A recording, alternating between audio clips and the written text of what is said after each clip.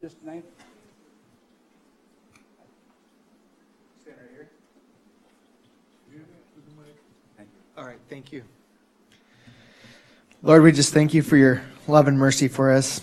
I want to lift up those in Las Vegas that are dealing with just the shootings there and all the families that are affected. We just pray for your comfort and your strength with those families. We just pray for protection over the people of Mitchell and the surrounding areas. We just thank you for each person here tonight that's a leader here or just have an investment in making this city great. We just, again, pray your protection over this city, and we just pray your guidance over this meeting. We just pray for wisdom above as we're dealing with different issues and things that affect everyone here. So we just give the meeting over to you in your name. Amen.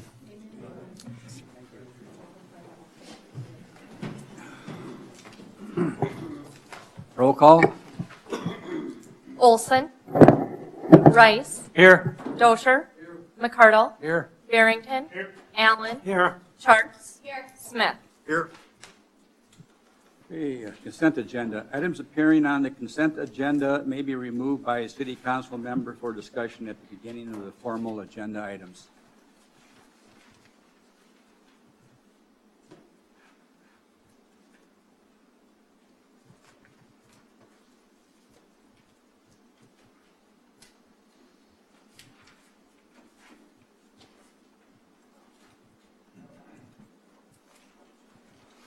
I guess one question on I understand the change orders.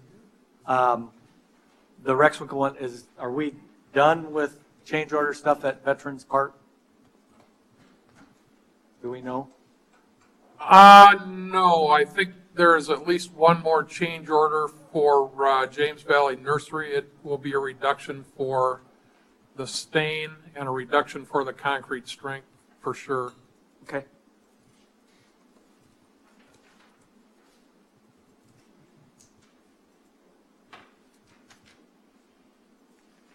Anyone else? Well, yeah, and I'll move approval of the consent agenda. Second. Is there any public comment? Any discussion from anyone? If not, roll call, please. Rice. Aye. Dosher. McCardle. Barrington. Allen. Aye. Charts. Smith. Aye. Okay, citizens' input. If you need to address the mayor and members of the city council on an item that was not on the agenda, excluding personnel items, please come forward to the podium and state your name and your concern. Presentations are limited to 3 minutes. Items will be considered, but no action will be taken at this time. I do know we have someone here tonight from the Lions Club, I believe it is, that wanted to make a presentation.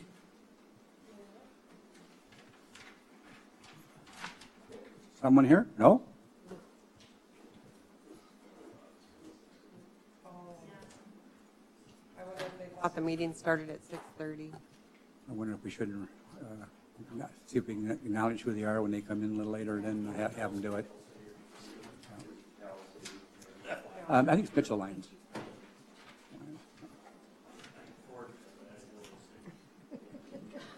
Well, if they aren't here, and if someone else wants to come to the podium and address the council or myself, please come forward.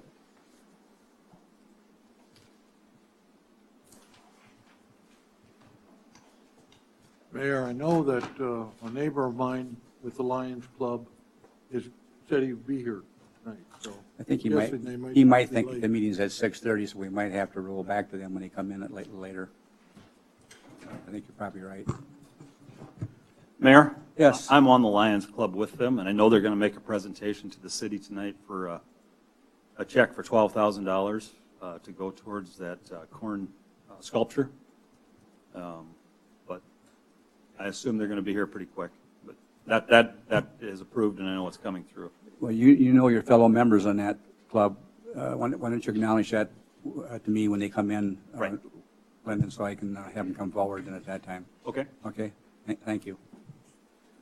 Okay, entertain a motion for the city council to recess and sit as the Board of Adjustment. Second. Those in favor signify by saying aye. Aye. Opposed, same sign. Motion carries. Next is a motion to table, and I think this is about the third time in a row we've done this, but anyway, it's the hearing on CJG Properties for the property at 1821 West 8th Avenue. And the applicant is again requesting additional time to prepare an alternative plan. CJG Properties LLC is requesting variances for construction of self-service storage facilities with varying compartment sizes from 50 to 400 square feet per compartment, with the stipulation that the property be adjacent to a major collector of arterial street as designated by the Public Works Department. The variances are as follows: front yard of 10 feet versus 25 feet, side yard of on a corner of 5 feet versus 15 feet, and backyard of 8 feet versus 25 feet. The property is legally described as lots 1 through 6, block 3, Home Park, original edition, Davidson County, South Dakota, 1821 West 8th Avenue. This said real property is zoned R4, high-density residential district. Yeah, I got it almost memorized. Move to table. Those in favor signify by saying aye. Aye. Opposed, same sign. Motion carries. Again, hearing on CJG Properties for the property at 1821 West 8th Avenue. Mitch, motion to table. Justin, we need to go through this again, read this again. I'd just say as listed. As listed as before. Move to table. All those in favor signify by saying aye. Aye. Opposed, same sign. Motion carries. Entertaining motion for the Board of Adjustment to adjourn in the City Council to reconvene in a regular session. Second. Those in favor signify by saying aye. Aye. Opposed, same sign. Mayor, Yes. they're here. They're here. Pardon? The Lions Club is here. Okay. Okay, motion carries on that there. Okay, we're going to stop and go back here to public input because I understand there is someone from the Lions Club that wants to address the City Council and the Mayor. Thank you.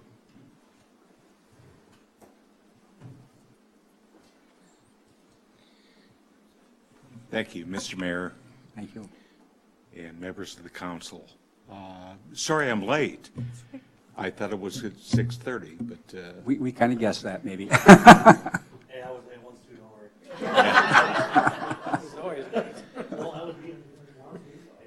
so I guess the good news is I'm not here to complain. I'm not here to ask for any money. I'm here to acknowledge a celebration. Dennis, do you want to introduce yourself? I'm sorry.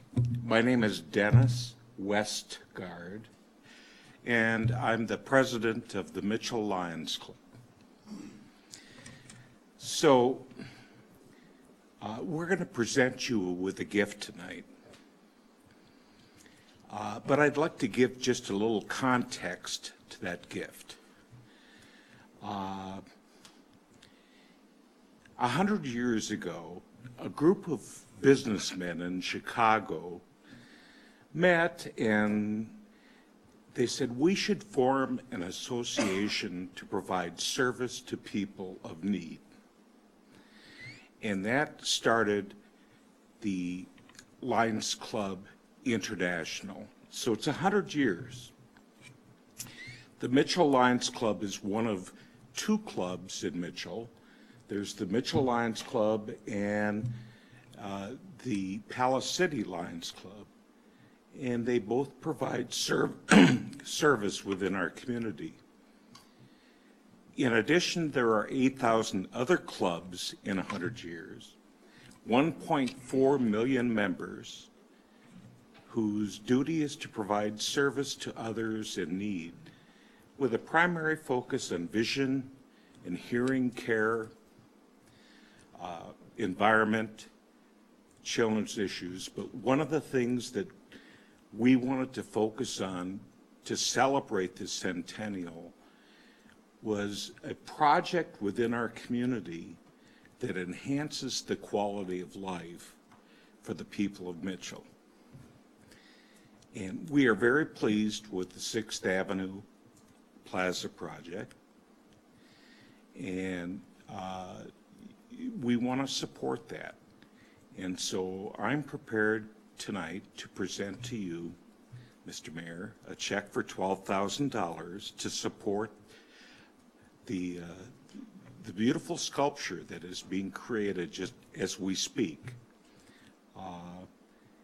And it's to commemorate, it's our legacy project from our club to celebrate 100 years of the International Lions Club. And I want to thank you. Thank you very much.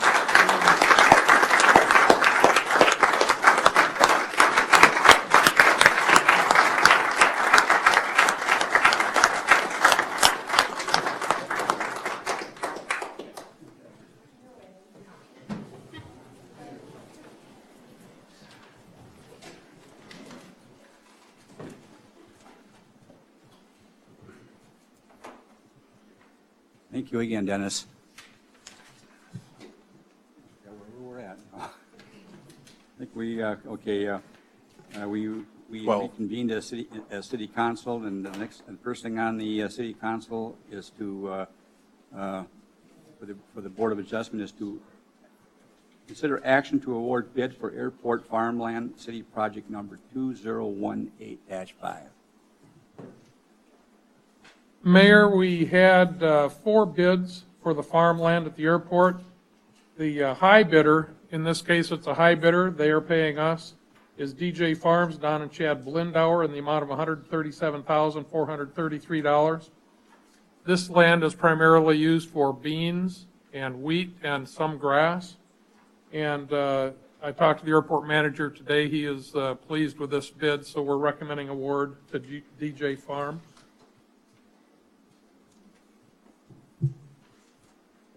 Tim, at what price per acre was that? Okay. What was it last year? Total bids are listed on the bottom of the sheet. 15 is 168,700 per year, reflecting the price of crops. I'm apparently going up and down. It's a fair bid. Very good bid. Move to approve for DJ Farms. Second. All those in favor signify by saying aye. Aye. Opposed, same sign. Motion carries. Next is action to award bid for airport pasture city project number 2018-6. And you will notice in your packets, we have 2 tie bidders for low bidders at $1,101 per year for a total of $3,303. And one of the bidders is Jeremy McNary, and the other one is Josh Russell. So we have a tie, and my recommendation is that we do this in the flip of a coin. There's been elections that have been settled like that in South Dakota. Pardon? We want to keep it clean. Is everyone okay with the flip of a coin? If we are, I got a coin here. I'll flip it. I'll let you call it as it hits the floor, okay? Well, Pardon? Who's got heads and who's got tails? We're going to have, the first guy is Jeremy McNary. He'll be heads, and Josh Russell will be tails. No. Yeah, you do. He's heads. Just flip it. Oh, okay. You can tell us who it is. Tails. So that would be Josh Russell. Move toward bid John Russell.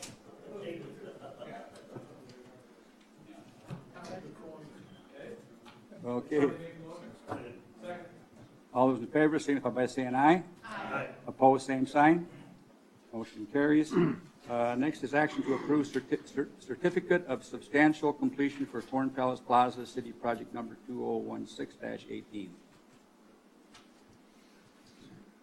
Just by way of explanation, substantial completion is not final completion. We have occupied the space for several events. It is substantially complete according to our engineers, and we recommend that we sign the certificate of substantial completion, which will essentially start the 1-year warranty period. And do we withhold any payment until all of those things on the punch list are finished? Yes. I know this isn't the same outfit, but when is the sculpture coming?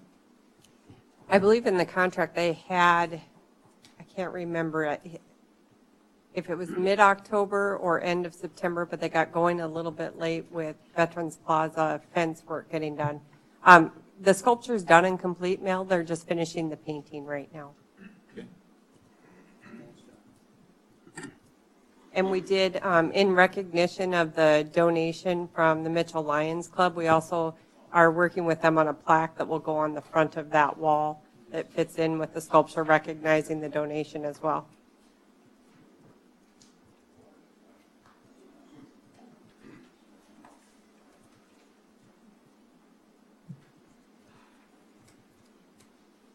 If we don't have a motion, I'll move to approve. Second. All those in favor signify by saying aye. Aye. Opposed, same sign. Motion carries.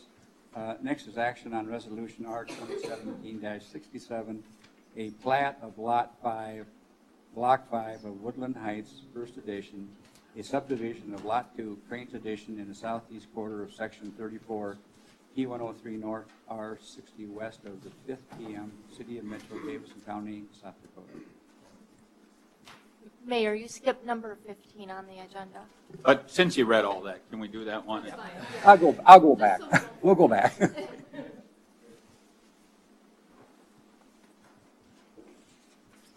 So we're doing that one. We are doing, okay. We're doing the All right. I'm sorry. Okay, basically, the next two plats, I'll speak to them just, these are in the Woodland Heights project, which is the newest Ethan come up, right, we're on to your right side is Highway 37, and then that's Carl Road, and both of these plats were presented to the Planning Commission and recommended approval. So. Move to approve. All those in favor signify by saying aye. Aye. Opposed, same sign. Motion carries. Don't go too far away, Neil. Okay. Okay, we're going to go back to number 15, though. Oh, okay. Action to approve amending ordinance number 02017-13, which is a 2018 annual appropriation ordinance to change the amount of tax to be certified to the Davidson County Auditor from $4,928, or $4,928,361 to $4,992,722. When the appropriation ordinance was adopted by the city council, I did not have finalized growth numbers yet from the county, and so now I have those. So the tax number increases by a little over 64,000.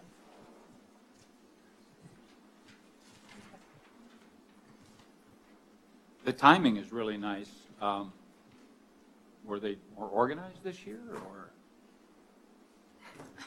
Actually, we usually have the number before our budget is approved.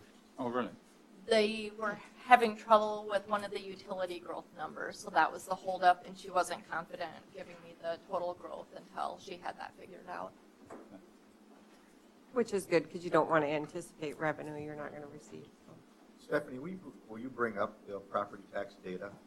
And probably more of a benefit of just kind of you guys, the newer ones, just kind of, and the one thing, and maybe you can just explain the columns going across, but the one thing that I'd like to highlight is, that I think is impressive, is this is the fourth straight year that our tax levy has gone, either stayed the same or going down. So that's something I think to be pretty proud of. So maybe, Stephanie, if you could Sure. just maybe just walk across, and then that way they get a little bit of flavor of what property tax, how it affects us.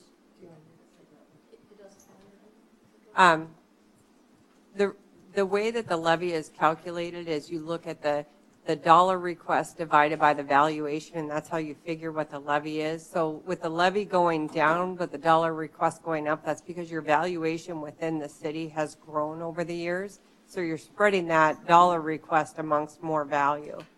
I think it's important to point that out because somebody may have done a big addition to their house or something, and so the value of their house went up, so it's not necessarily saying that their tax bill went down. It's just that the dollars that you bring in is divided by the value, so that's how you figure out what the levy is going to be. You can see through the years what the CPI has been. Now, we've spent a lot of conversation on that throughout budget hearings. But 1% CPI this year, that's where we were able to increase revenue about $49,000. As you can see, last year was 0%, but it's been very slow CPI for the last several years. Growth again, 1.319% last year. Our growth, which is the change in assessed value from one year to the next, taking out things like what increases within the TIF. Any growth that happens within a TIF district does not get figured into this growth number. It's just those that are outside of that.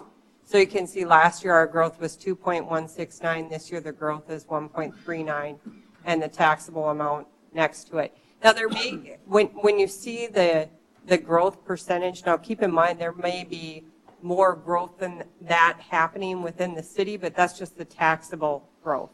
So for example, we had a very large development on the south side of the interstate in one of our TIFs, the Avera Health Complex, but that is not going to be part of the taxable growth within the city. So you wouldn't see that in there as well. And then you'll see the dollar amount that's raised by that growth for the total. I guess like Michelle said, it's good that you don't count on that growth until you actually know what that number is. I know in previous years sometimes I was told that they had plugged in a certain dollar amount. Well, then if you don't get that growth figure, but you base your expenditure budget on it, you're going to be unbalanced when you end your year. So you can see our total increase in tax dollars from 17 to 18 is $113,157.11. 48,795 is from the CPI. 64,361 is from growth. New construction. So we had probably zero in growth when we were approving the budget. Yes. This changed the contingent. The revenue, no, it did not. All we're doing is just changing the amount of revenue you're going to receive, because you can receive more revenue than you budget, and you're not going to be in trouble. So I guess you could look at it this way. If council, I guess one item you guys talked quite a bit about was FIRA and whatever comes out of that engineering plan. Well, you could essentially take that growth amount, the $64,000 out of reserves in a supplemental budget hearing and do something with it in 18, and you're not spending reserves down because this was revenue you didn't anticipate. Otherwise, it'll add towards your phase 2 of Sanborn, which will need quite a bit of money to apply towards. Is that kind of what you were looking for, Jeff? Okay.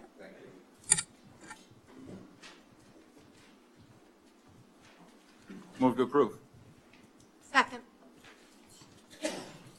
All those in favor signify by saying aye. Aye. Opposed, same sign. Motion carries. Okay, we'll jump up to action of resolution number R2017-68, a plat of Lot 9, Block 6 of Woodland Heights, First Edition, a subdivision of Lot 2 and 3 in Tract 1, Block 1, Alding Trains Edition, in the southeast quarter of Section 34, T103 North, R60 west of the 5th PM, City of Mitchell, Davidson County, South Dakota. Again, the Planning Commission does recommended approval of this. I think you've approved like 4 or 5 of lots already in development. Move to approve.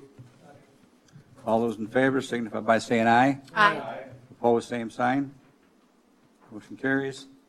Action on resolution R2017-69, a plat of lots 1, 2, and 3 of Keith's First Edition, a subdivision of Lot A in the southwest quarter of Section 27, P103 North, R60 west of the 5th PM, City of Mitchell, Davidson County, South Dakota. Again, this plat was presented to the Planning Commission, and they do recommend approval. Basically, what it is the owner of that property owns all that big, large piece, and they wish to subdivide it for the purposes of selling them in separate parcels. So as you can see, number 1 there is where that fourplex is. Number 2 is there's a single-family house, and then the remaining part is Lot 3. So just basically so they could sell it off in 3 different pieces. Move to approve. All those in favor signify by saying aye. Aye. Opposed, same sign. Motion carries. Action on resolution R2017-70, declaring a nuisance at 1305 East Havens.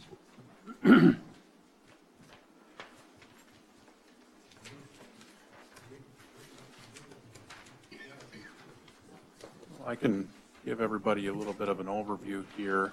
And I don't know if Greg's been able to make it here yet. I know he said he was out of town on a delivery run, so.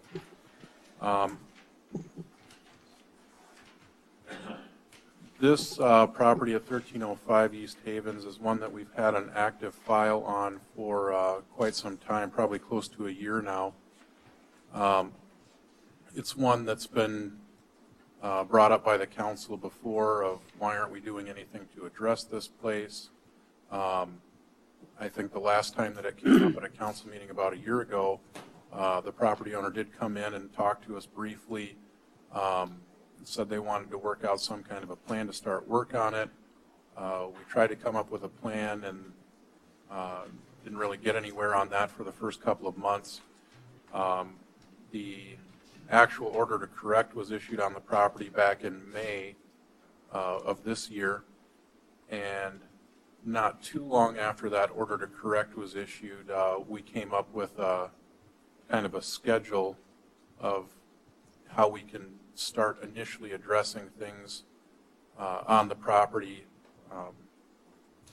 And that schedule was something that the property owner believed that they could stick to at the time, and ultimately was not able to do so.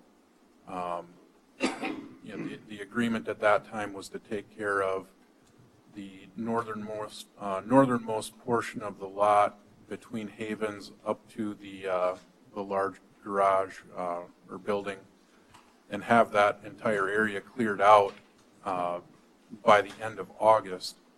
And there's still just a considerable amount of work to be done at that spot. Property owner has said that they just don't have time to do it. I will say that the property owner did contact me earlier today. Was not sure if they'd be able to make it here in time to make this hearing tonight, and they did want to request that this decision be continued until the next meeting so that they could have an opportunity to present their case. But I really don't think that that's necessary. I mean, the purpose of this is to declare the property a nuisance. It's not for the person to plead their case. That's what the court proceeding is for. Nothing that the property owner could come in and say tonight is going to change the fact that there is just, an extremely large amount of work that needs to be done to the property, and that they've failed to do so in a reasonable amount of time.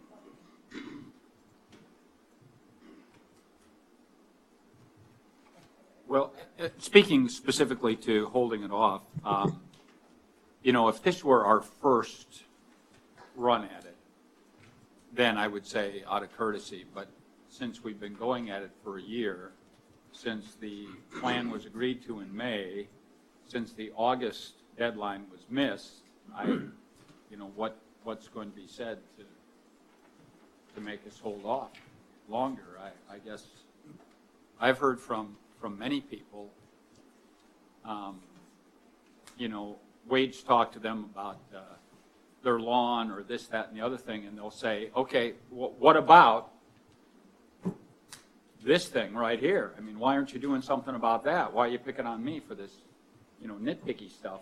And Wade's perfectly correct to go after those folks for the lawn and the other things. But to me, it gets back to when we were having the sidewalk discussion, and people would come up and say, well, why are you making me put in sidewalk when the city hasn't put in sidewalk by a park and that kind of thing? So I guess I'm going to move to approve to declare it a nuisance. So what's the next thing that happens? What's the next thing that happens? After this, I'll have to work on preparing some documents to file to begin a lawsuit on the property. Logistically, even if the court were to grant us an order tomorrow, I really don't know how to handle the cleanup on something this big. I don't know. We can try to bring in a salvage company to clear it out. I don't know what the expense is going to be on that, so I think that there's still... Well, it looks like a lot of those, a lot of the vehicles would be something that would be worth money at a salvage yard, if I'm not mistaken. Am I wrong? somebody, Justin, is that whole property in the city of Mitchell, or what's in the city of Mitchell on that? Yeah, I think one of the first pictures on there shows, but yeah, and essentially the entire property is within the city of Mitchell, and it is the boundary of the city as well. How far to the east does it go? I drove by there today, and there's all the junk, and then there's some goats or something a little bit farther down the road. Are they in the, they're just outside? Everything in that black Right. area is the city of Mitchell. Wow. Should have sold it all when iron was at $200 a ton. Yeah.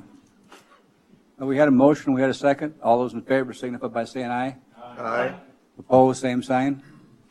Motion carries. Mayor, I was just going to add real quick that this is probably one of the areas where we receive the most criticism as sitting on city council or probably being mayor or administration. And there is a true reason why we have to methodically walk through this. And nothing is quick, especially when you involve the court system, because these people do have rights. Now, you may disagree with what they're doing and where it's at and the amount of the items that they collect and keep, but again, they do have rights. And we can't just forcefully go through there and say, this is what we believe and you need to do it. So Justin is taking us down this path, and even, there was, a month or two ago, we even got criticized by the Daily Republic because we weren't addressing 3rd Street like we should. But this is how we have to do it. And probably not a people are going to listen to that. They think that we're just the almighty, that we can go in, and if it's unsightly to you, then we got the ability to change it, and we don't. And so this is steps we got to go through, and we thank Justin for helping us through this. And hopefully we can get Greg to cooperate with us, and it sounds like he has in the past and then kind of lost interest. So maybe this is something that we can stay out of the court system with, but if not, then we have just crossed another hurdle for the people of Mitchell, because once we start wavering, then the next person that comes in, what do we do with them? So I appreciate everybody voting in favor of this, and hopefully we can get that corner cleaned up sooner than later, but this is a next logical step for us. Okay, thank you, Jeff. All set. Okay, next is the action on resolution R2017-71, grant of encroachment easement 908 East 7th. All right, we were approached by the title company. I believe that they're in the process of trying to sell off this property, and a survey was conducted that found that the garage in the rear of the lot near the alleyway actually encroached into the alleyway by, I would say, about 5.5 inches or so. So it's really not a significant encroachment. Nothing to our knowledge. We don't have any indication that there's ever been a problem with traffic flow through that area or anything along those lines. So.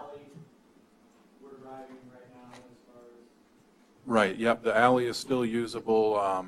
We haven't heard any complaints that it's too narrow or anything like that. So we did build, or I guess I did build in some restrictions to the grant of the easement, that the garage has to continue to be maintained, and if it were to fall into disrepair, basically if it didn't comply with our nuisance process, we could require that it be removed at that time, and if that is ever reconstructed, that they would have to make sure that it's in compliance at that time and no longer encroaching on the alleyway.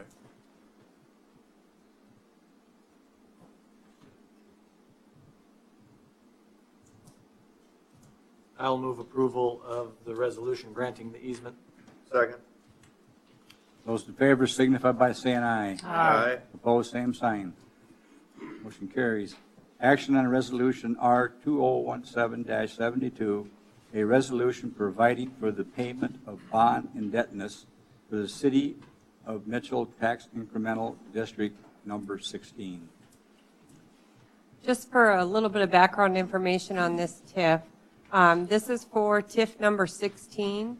The developer plan as well as the TIF plan required that after the 5 years had expired that they come back and certify the cost to the city of what that TIF is. Currently, it's listed at $1,528,000. This resolution will reduce that down to $261,829, which is the cost for that TIF. It will also not have any interest associated with this TIF as well. This is kind of a complicated TIF because it does overlay with TIF number 7. So all the proceeds from TIF number 16 first go to pay off number 7, and then after that, then the proceeds start coming towards TIF 16. This is just a step that was missed. Let me pull this up here quick. This is the overview sheet that I have provided to you before, but as you can see, this TIF was created in 2011, so we're just in 2016 is when we should have certified those costs. So we're doing that step now to kind of clean up this TIF now. And it also, before when you saw this sheet and this remaining indebtedness column, you would have saw that $1,528,000. So this also reduces that debt limit that's against the city's constitutional debt limit. So brings it down from 1.5 as it was listed before to 261, which is the actual cost. So these are the TIFs that are still alive? These are the current TIFs in the city. There are 2 county TIFs as well, and those would not be represented on here. This is such a cool report because I'm sorry. Yep, I'm sorry. I'll start over. I like this report because it shows what TIFs that are still outstanding. And you can argue for or against TIFs, and you could say that projects would get done or not get done as a result of it. But the numbers won't lie. And so you can see the most important number on there is the very last one, which means that the valuation started at 32 million on these projects. We went up to 79, so we have added $47 million worth of taxable value as a result of supporting these TIFs. Yep. And it's important to point that out, that that's taxable assessed value, because that's the factored, less exemptions. So there's other value growth within some of those TIFs, but it's not one that generates tax increment, just like the Avera Complex or other ones that would be exempt. I have been also noting on this report as we have been going through and refinancing these TIFs and some of the other changes we've done over the last year, making note of those ones that we've done on savings in interest. This one was $367,000. Vantage Point, we saved about $120,000, and it's likely going to pay off early now. We also did the innovative system one where this is the one we're doing right now, 16. That's reducing that indebtedness for us and kind of setting that amount. I am also still working on, I'll probably be bringing you a resolution on this Morris TIF. We're going to set up an amortization schedule on that one and kind of get that set as well. After this one, we have a couple that are either paid off or going to be paying off. I think Hunt paid off this year. Was that right? No, one of these 2 did. I can't remember. Maybe it was Iverson. Yeah. Yep, Iverson's did. So this is a work in progress as we keep going. I'm going to be giving you a full financial breakdown on some of the developer TIFs too, with what we've generated towards principal versus interest, so you can see that as we move forward as well. I just have a general comment, and I'm going to use ProBuild as an example. ProBuild had been building 2 houses in an area, and they said with the TIF they could build 5. Do we ever check to see if people who say, we're going to, a housing development, we're going to build 5 new houses this year and 7 next year, do we ever check, or do That's we wait? what I'm in the process of doing, is looking at all of those developer plans and TIF plans to say, what did they say was going to be accomplished in that TIF, and what did we actually accomplish with the increment? It's very complicated, Mel. We're about a year into this. The first priority was reducing some of those high interest bonds so that we could start saving some of that interest and getting those paid off first. But that's what I'm right in the middle of doing. Then maybe this question's for Justin. Let's, not to pick on ProBuild, let's say the Mel Olson development. and I'm gonna build 10 new single-family houses a year, and I'm only building 3. Do we have to wait till the end of the TIF? Can we modify the TIF? I mean, if Stephanie finds something that's not going quite according to Hoyle, what are our options? I think in most circumstances, your ability to go back and make any changes is going to be almost non-existent. It really depends on the language that was included when each individual one was approved. Some may have something that you can go back on and others may not, but I think a way that a majority of these were set up, there's not going to be much to go back on. If there was something that was concrete that was in the developer plan or the TIF plan that wasn't accomplished, it could invalidate the TIF. I haven't looked at any of those to know if we're there, but what we're doing with these future ones is making everything more concrete so that you have more accountability. Now, the way that we've structured at least the last one or two, does that make a difference to this end of it? Absolutely. Yeah, it completely, kind of flips it on its head. It gives you all these different things to go back on. So, and that's just not something that was typically done in the older TIFs. A couple of years ago, there was a TIF that was out where John lives, and actually Kevin too, out in the Wild Oak area, was in the county. And they circled around to the county saying, we're close, but we're not quite there. Can you extend it? And they, at that point, they said no. But what happens is, on most of the occasions, is there's a guarantee on it. So then they did have to pay that TIF off. So, but I'm looking forward to the report, because I would say most of them are performing, if not all of them, because they look like they're getting knocked out pretty early. So quicker. I would say that what we have there, most of them are going to go the full 20 years. There's a couple that most of them are taking the full 20 years to pay off. There's a couple that have been early, but I would say typically our older TIFs are 20-year TIFs. Some of those that we refinanced to reduce that interest cost, that's how we were able to buy off a couple years. And then obviously with the newer TIFs, you put a time limit on those. Have you heard anything with Clockworks? I have not. Gosh, we just had a conversation. Maybe Tim would be able to jump in, or I don't know if Terry's here. I know that originally, the major item that we were counting on for the increment was the addition onto Clockworks building, which they didn't do initially. There was some twin homes that went up there, so we have had some increment. But there's 5 years that you can, within the creation of the TIF is the first 5 years that you have to generate the expense. The city has not done any of the work because we're not going to front that money, not knowing if the increment's going to be there to pay it. The only thing right now that's been charged against that TIF so far, I think, I do have that noted, is $19,000 for that drainage study. We're holding off to see if the increment would be there to support that plan first before doing any work. And they got another 3 more years to do something out there then, correct? Well, this was created in 2016, so you would have to have those costs finalized in the first 5 years. And if the city's doing that, that means you got to be doing it a year, we got to be ready a year ahead because you got to do construction schedule and everything else. We got a couple years. Yep. Let me add something to that. Mike Miller and Boyd Reimnitz have built a 7-plex, which does provide increment toward that particular TIF. And they're planning to build the second and third apartment complex. They're on the higher ground. I have the ability by city code to not allow building in an area subject to inundation. And I've talked to Clock and told him I can't guarantee at this point that his addition won't be in an area of inundation. And at this point, I won't approve it. That's why we're studying the stormwater down there, and I think he's okay with that now. I think things have probably changed since he planned this TIF, but there is increment growing in the top side of that TIF area. Right, it's just nowhere near what was originally discussed.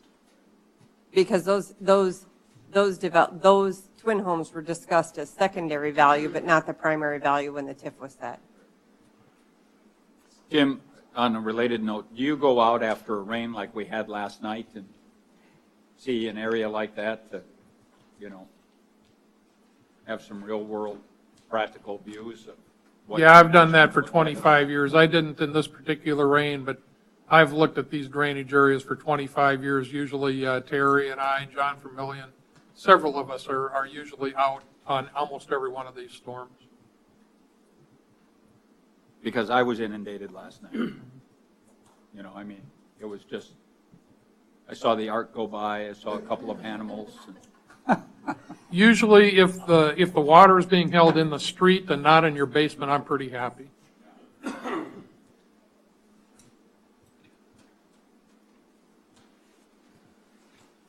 I'll move to approve.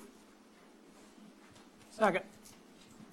All those in favor signify by saying aye. Aye. Opposed, same sign. Motion carries. Next is a motion to adjourn. All in favor? Aye. Opposed?